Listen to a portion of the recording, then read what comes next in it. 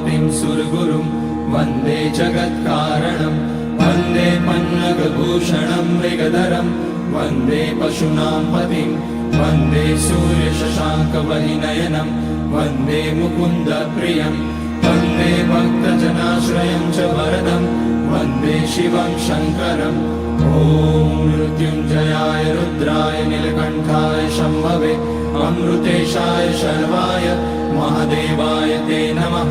नमस्तेऽस्तु भगवन् विश्वेश्वराय महादेवाय त्र्यम्बकाय त्रिपुरान्तकाय त्रिकाग्निकालाय कालाग्निरुद्राय नीलकण्ठाय मृत्युञ्जयाय सर्वेश्वराय सदाशिवाय श्रीमान् महादेवाय नमः।